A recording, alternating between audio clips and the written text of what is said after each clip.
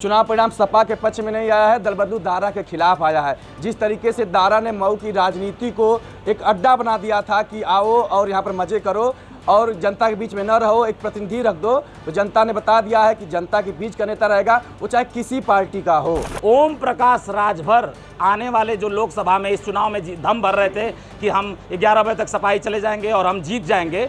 आने वाला दिन ओम प्रकाश का सबसे ज़्यादा खराब होने वाला है। भाजपा की बहुत बड़ी नाकामी है ये। भाजपा अपने पूरे मिशन में फेल हो गई। भाजपा पूरे मिशन में फेल हो गई और ये हार भाजपा की है। भाजपा के जो बड़े जो जैसे मुख्यमंत्री हो गए, दोनों उप मुख्यमंत्री, दिग्गज नेता, तमाम विधायक सांसद यहाँ पे आए हुए थे, उनके मुंह पे ये बहुत बड़ा तमाचा है जिस तरीके से भारतीय जनता पार्टी की हार घोसी विधानसभा के उपचुनाव में हुई है। नमस्कार, आप देख रहे हैं यूपी तक और मैं हूँ आपके साथ दुर्गा किंकर सिंह।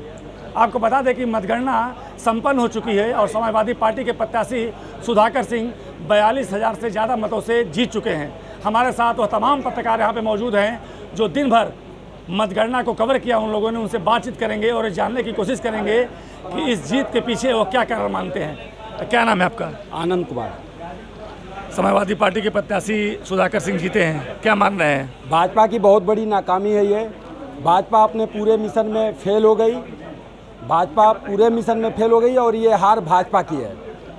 चौहान राजभर ये जो समीकरण था और निषाद, उसका क्या होगा? चौहान राजभर समीकरण में तो चौहान राजभर का वोट मिला हुआ है। राजभर का वोट कुछ अलग हो के गया हुआ है। निषाद के वोट में काजल निकालकर काजल निषाद ले गई। क्या नाम है आपका? मेरा नाम अभिषेक है।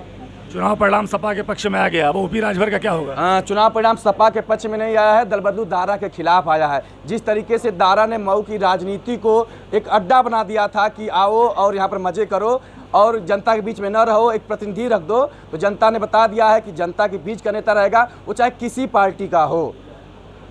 क्या फार्मूला लगाया सुधाकर सिंह ने कि चुनाव जीत गए? देखिए, सुधाकर सिंह शुरुआती दौर में चुनाव को स्थानीय बनाम बाहरी का मुद्दा बना दिए और उन्होंने एक नारा दिया था कि हारब तब्बो निबिया के पेड़वा, जीतब तब्बो निबिया के पेड़वा। तो निबिया के पेड़वा वाला नारा कहीं ना कहीं मायने रखा और सपा के जो दिग्गज डटे रहे कि जो उनका माहौल बना है वो डाउन ना हो पाए, क्योंकि भारतीय जनता पार्टी ने एड़ी चोटी का जोर लगा दिया कि सपा हार जाए, क्योंकि यह दारा नहीं भारतीय जनता पार्टी चुनाव लड़ रही थी और कहीं ना कहीं भाजपा के जो दिग्गज हैं उनकी रणनीति हार गई है और घोसी की जनता की जीत हुई है। सुधाकर सिंह से ज़्यादा जनता ने बताया कि कोई भी नेता हमारे ऊपर ला के थोपोगे, चाहे किसी भी पार्टी का हो, वह हमें सही नहीं है। क्योंकि अभी समाजवादी पार्टी ने भी दारा सिंह चौहान को वहाँ से विधायक बनाया था, तो अब समाजवादी पार्टी भी भविष्य में सचेत हो जाएगी कि मऊ में किसी को भी प्रत्याशी उतार दो, वह नहीं जीतेगा। और मऊ में एक समीकरण बना था कि राजभर जीतेगा, चौहान जीतेगा, तो मऊ की जनता ने यह भी बता दिया कि मऊ के जो जन नेता रहेगा, जो मऊ में काम करेगा, वही जीतेगा, चाहे वो किसी जाति का हो। कुछ और लोग हैं, हम उनसे बात करेंगे। क्या नाम है आपका? पुनीत श्रीवास्तव। लोग कह रहे हैं कि सुधाकर सिंह ने दारा सिंह चौहान का कैरियर खत्म कर दिया है, कहाँ तक इसको आप मानते हैं? देखिए, कैरियर की खत्म की बात नहीं है, नेता का कैरियर कभी खत्म नहीं होता। दारा सिंह चौहान 2 बार राज्यसभा, 1 बार सांसद, 2 बार विधायक रहे हैं। अब ये बात अलग है कि दारा सिंह आज हार रहे हैं।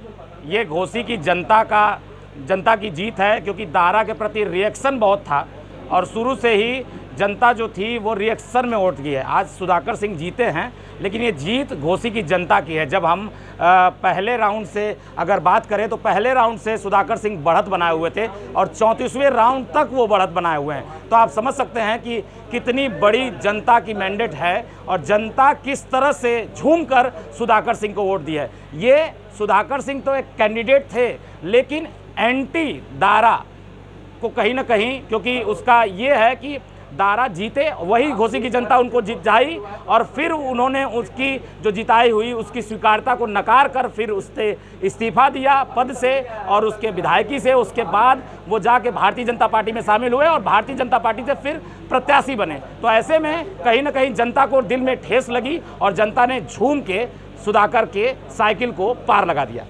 अब ओम प्रकाश राजभर का क्या होगा? देखिए, ओम प्रकाश राजभर, अब पत्रकार मित्र भी यहाँ हैं और हम लोग भी नहीं कहे थे। मैंने एक सवाल किया था कि क्या आपका ये गारंटी है कि आप इसी पार्टी में रहेंगे, तो उन्होंने हम पर भी कहा था कि आपकी गारंटी है कि आप इसी चैनल में रहेंगे।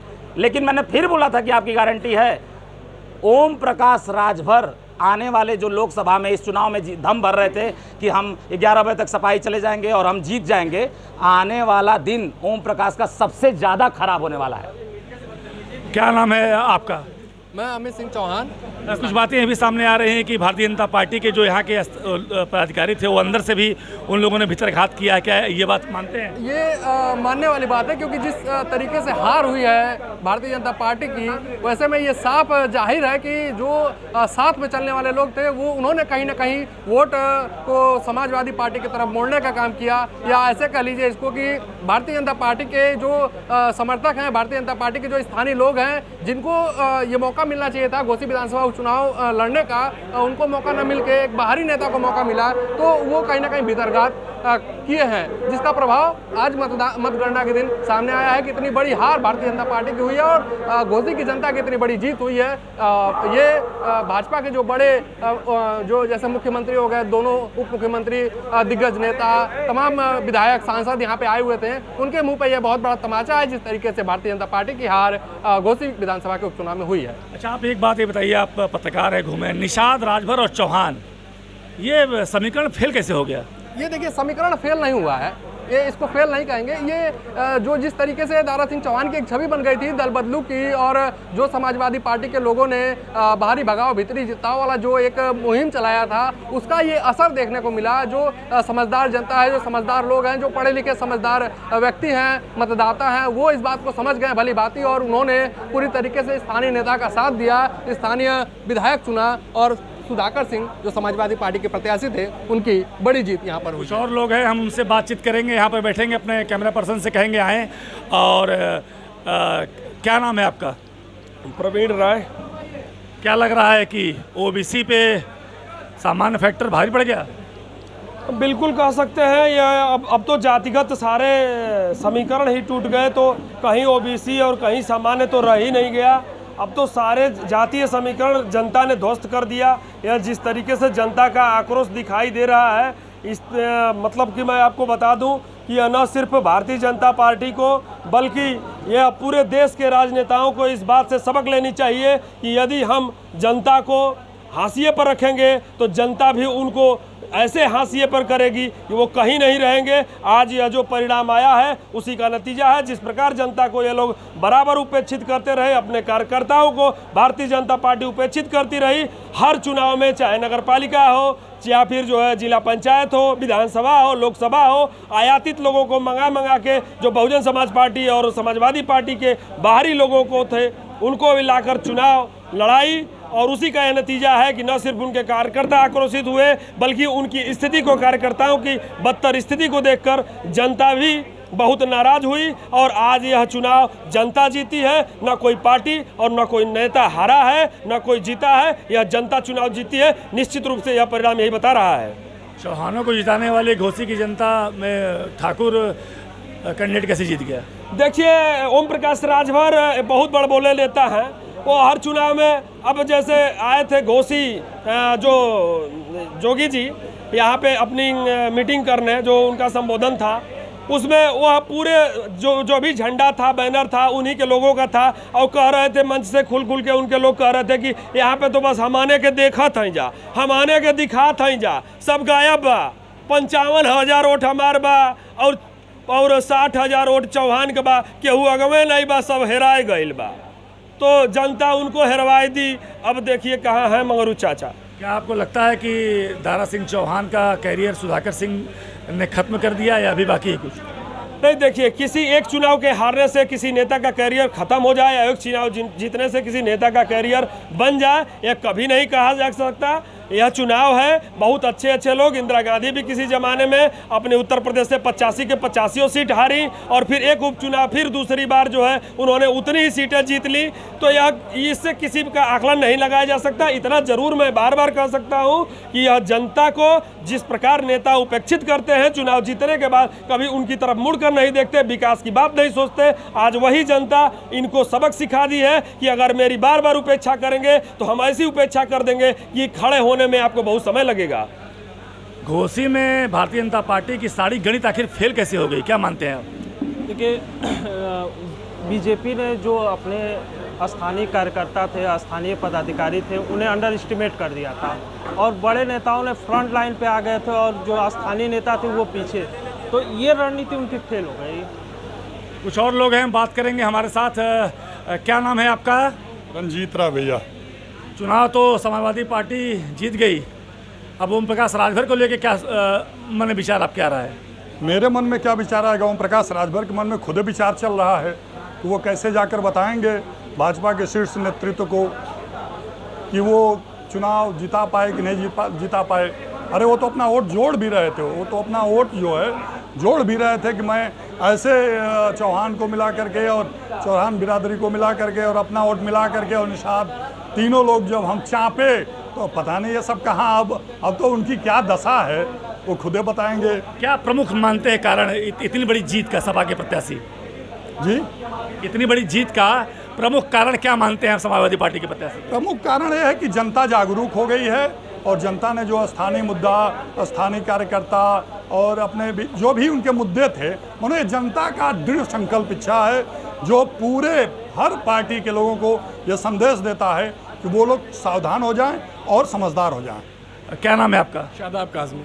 शादाब जी, सपा चुनाव जीत गई बड़े अंतर से, 42,000 ज़्यादा वोटों से।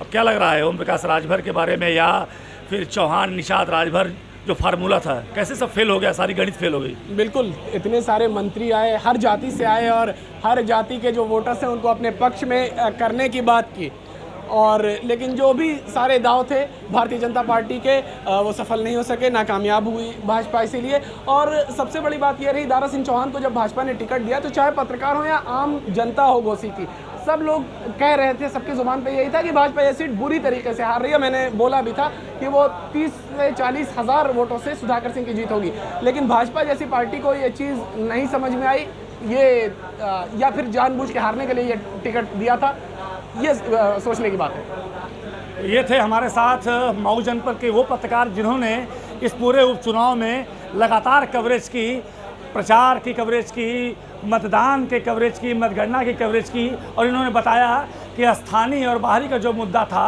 और ख़ास तौर से यह चुनाव घोसी की जनता लड़ी है, न समाजवादी पार्टी चुनाव लड़ी है, न भारतीय जनता पार्टी चुनाव लड़ी है। स्थानीय मुद्दे पे सुधाकर सिंह को सभी वर्गों का वोट मिला है, और जो भी समीकरण थे इस चुनाव में भारतीय जनता पार्टी के या ओम प्रकाश राजभर के, जो भी फैक्टर थे वो सारे फैक्टर इस चुनाव में धराशायी हुए, और अंततः समाजवादी पार्टी के प्रत्याशी सुधाकर सिंह की एक बड़ी जीत हुई है।